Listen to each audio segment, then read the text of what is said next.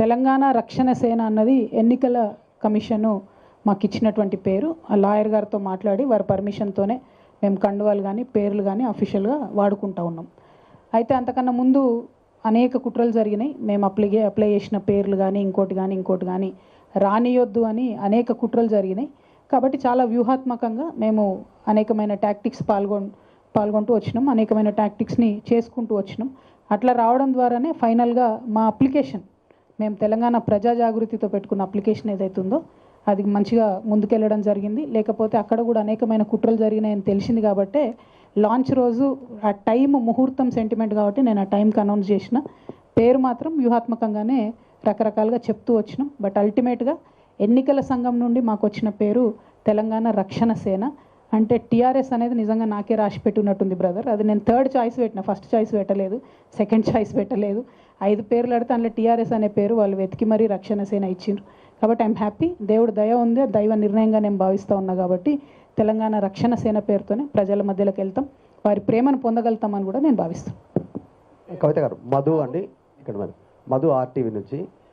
మీరు party announcement చేసినప్పటి నుంచి కాస్త విమర్శలు బయట నుంచి అన్ని పార్టీల నుంచి చేస్తూ ఉన్నారు. డైరెక్ట్గా రాష్ట్ర ముఖ్యమంత్రి రేవంత్ రెడ్డి స్టేట్మెంట్ చేసిరు, ఉన్న పార్టీకే దిక్కు లేదు, కొత్త పార్టీ వచ్చి ఏం చేస్తుంది, వాళ్ళ ఇంటి పంచాయతీ మాకు రుద్దొద్దు అనేటువంటి స్టేట్మెంట్. ధర్మపురి అరవింద్ ఏమో మొన్నటిదాకా పిట్టల ద్వారా ఇప్పుడు పిట్టల ద్వారా సానని.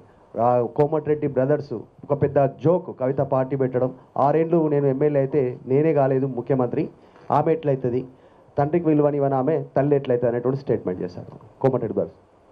ముగ్గురు తిట్టమంటావా అని ఒకటేసారి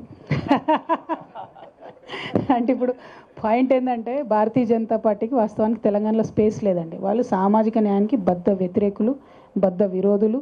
12 ఏళ్ళు వాళ్ళ ప్రభుత్వం ఉంటే ₹1 తీసుకురాలి తెలంగాణకు.